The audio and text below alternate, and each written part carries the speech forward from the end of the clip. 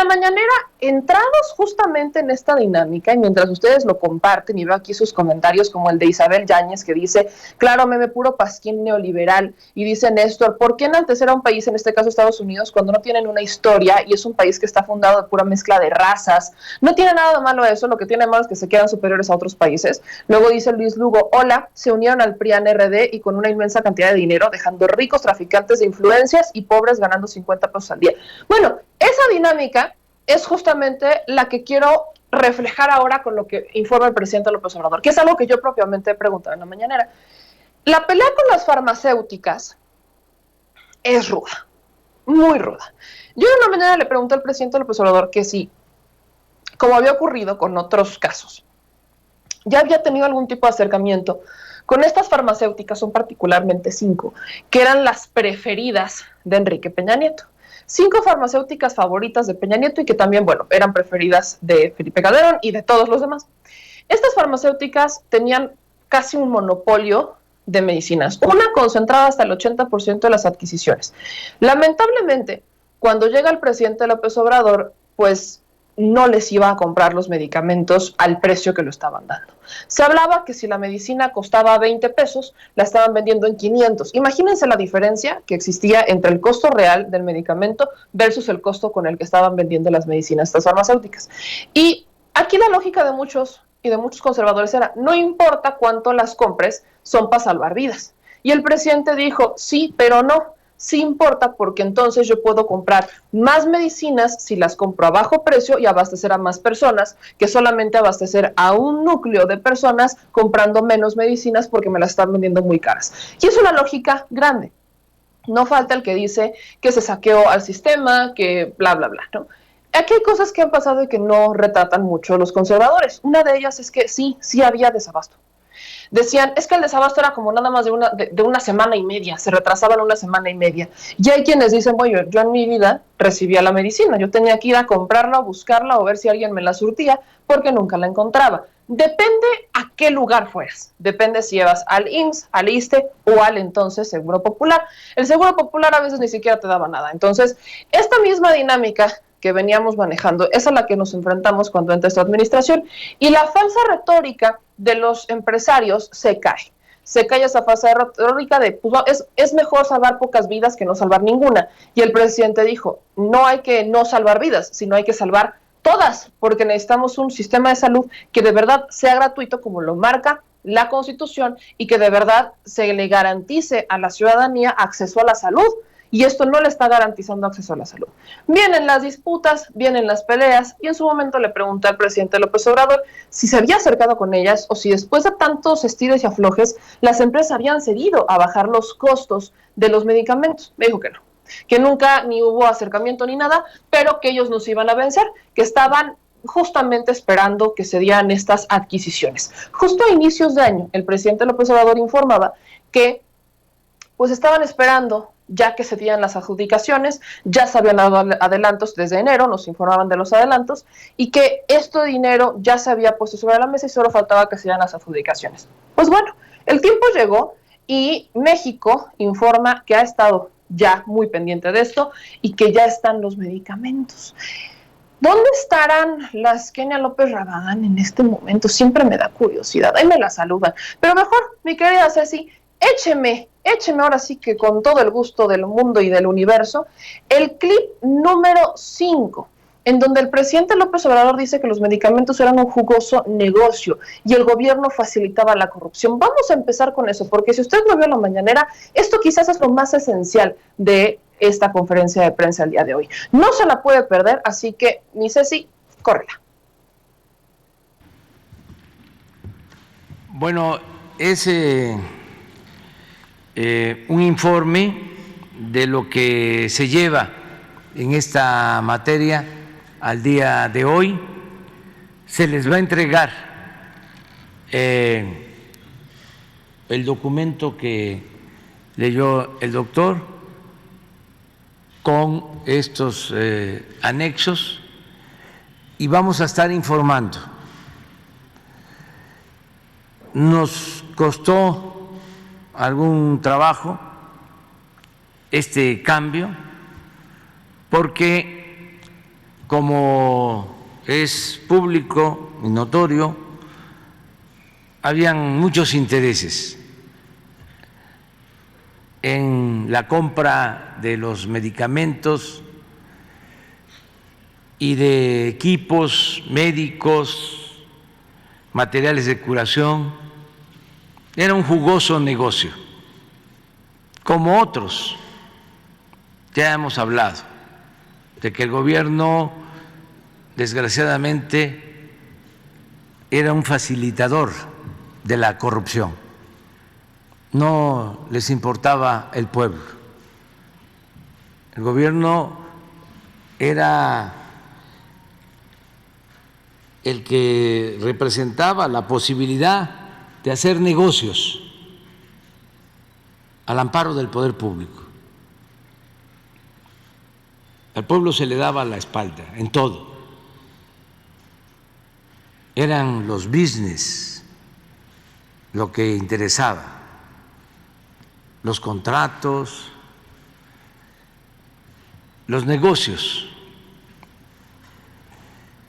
privados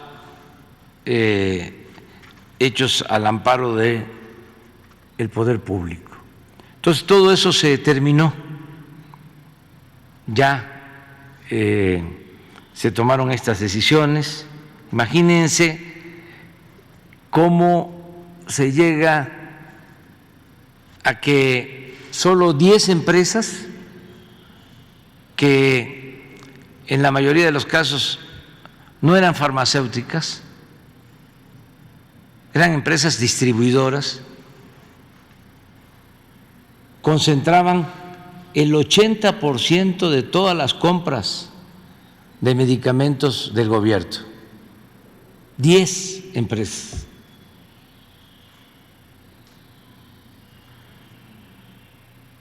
Vinculadas a funcionarios del más alto nivel, a políticos, a medios de información.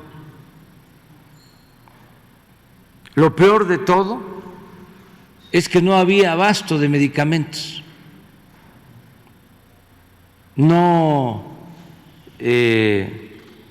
nos hemos metido porque es mucho el trabajo, pero seguramente ni siquiera entregaban los medicamentos.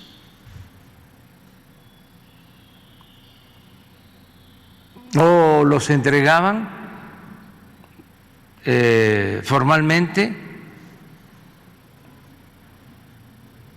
y no llegaban a las unidades médicas, a los centros de salud, a los hospitales. Se creó también todo un mercado de medicamentos adulterados que hasta causaron la pérdida de vidas.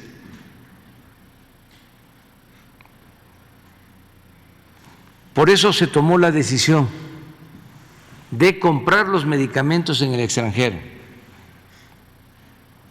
pero no se podía legalmente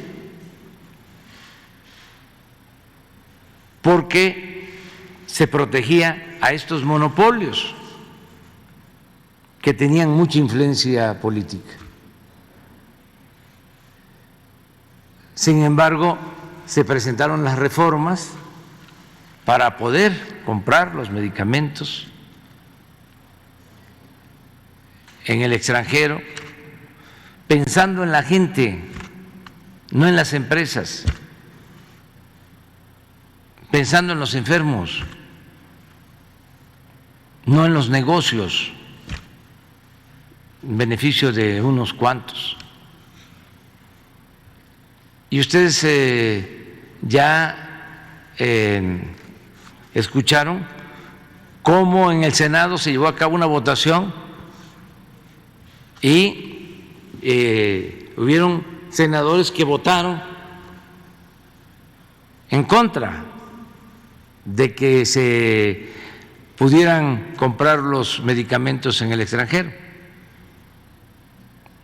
defendiendo a estos intereses abiertamente,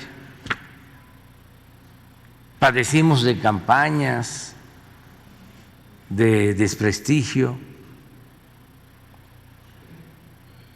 campañas muy dolorosas, porque se argumentaba de que los niños con cáncer no tenían medicamentos, cuando los que abastecían esos medicamentos eran parte de este grupo, y lo que estaban buscando era desacreditarnos y hacernos cambiar para que no lleváramos a cabo la decisión de comprar los medicamentos afuera. Al final no pudieron, porque ustedes saben que cuando se tiene la razón, se lucha por una causa justa, pues hay que ser perseverantes, hay que ser necios, tercos,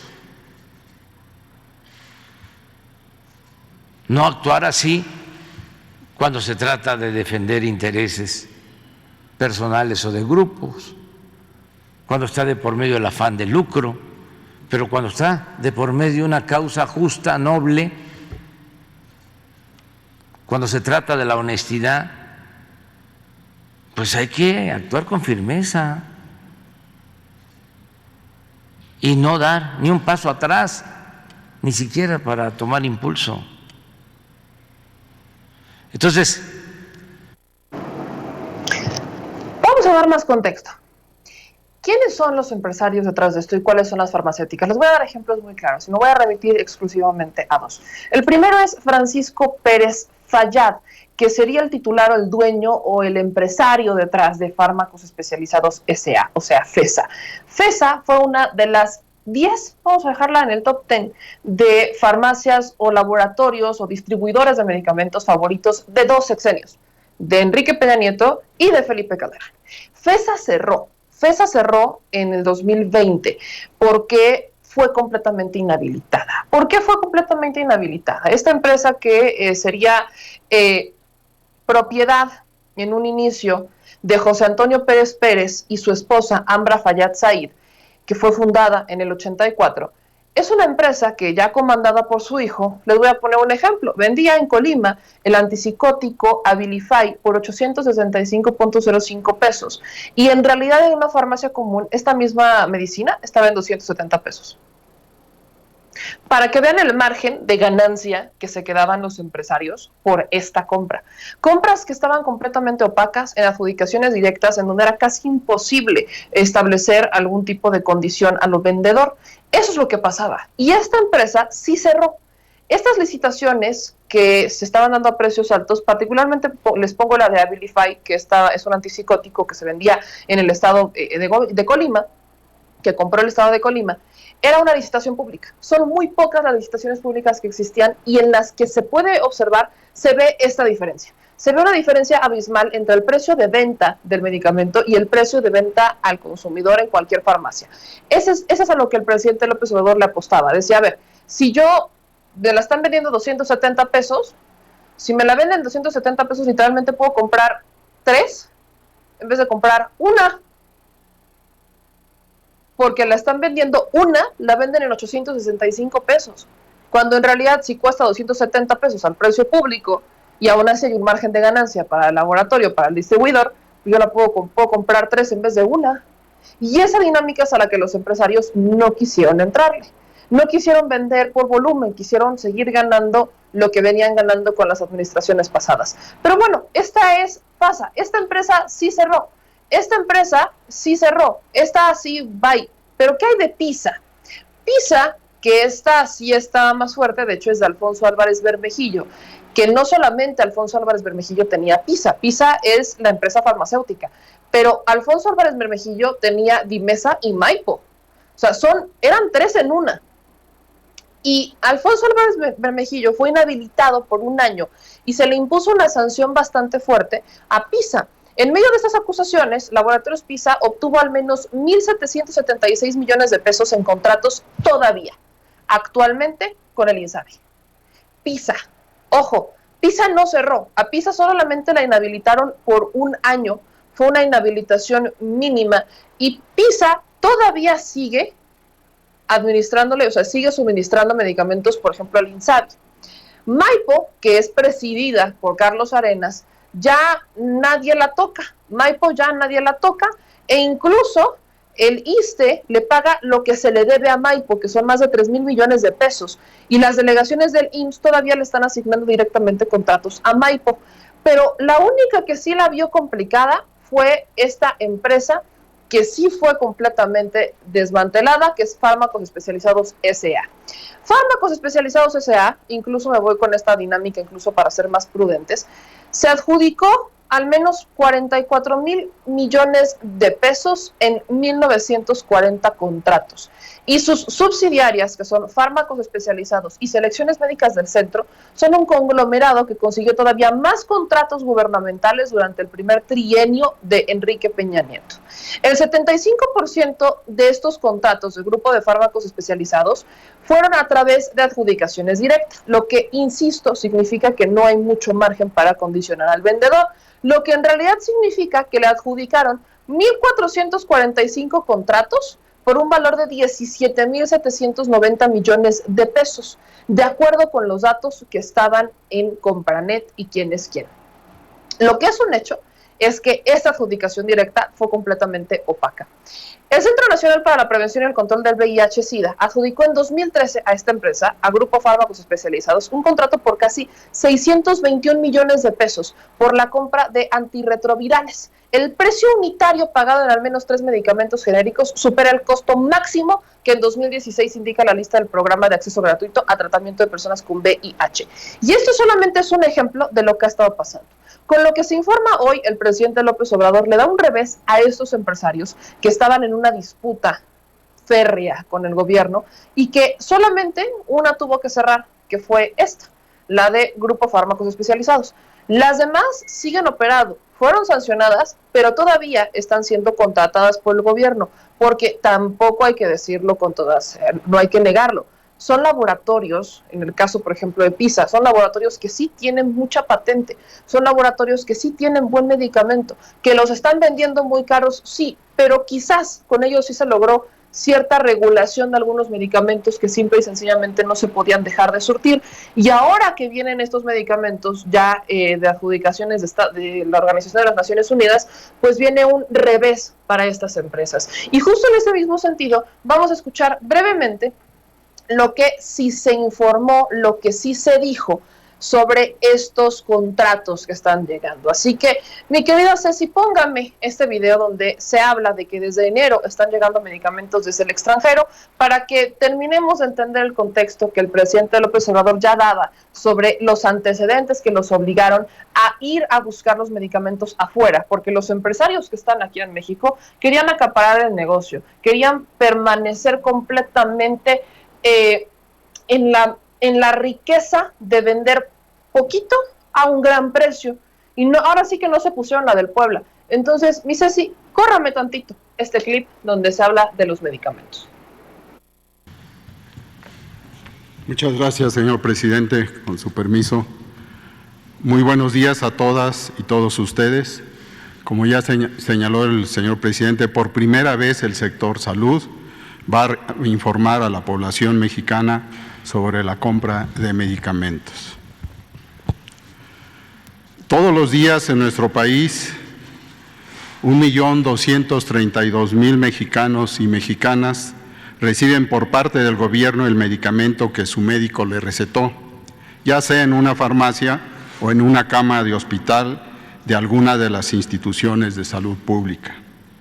Cada vez que esto ocurre, el Estado mexicano está presente y cumpliendo su deber frente a los que más lo necesitan y en el momento en que más lo necesitan. Pero esto siempre no fue así. A manera de relato, tomaré unos minutos para contarles otra historia que el pueblo de México merece conocer, de cómo se negoció y se puso en riesgo la salud de los mexicanos con la compra de los medicamentos de 2012 a 2018. La historia de cuando la salud se veía como una mercancía y los medicamentos como un medio para enriquecer a unos cuantos. Una historia de intereses y de corrupción que enfermó a todo el sistema de salud en México, pero también una nueva historia, la de las acciones que se han tomado para revertir esa situación y curar el sistema. ¿Me pasa la primera imagen, por favor? En un evento público el 10 de enero de 2018 se dieron cita a los más altos funcionarios del sector salud del anterior gobierno. Invitaron a funcionarios de otras dependencias y personalidades para dar a conocer los resultados de 5 años de compras consolidadas de medicamentos. Un modelo en donde todas las medicinas de todo el sector las compraba una sola institución, el Instituto Mexicano del Seguro Social.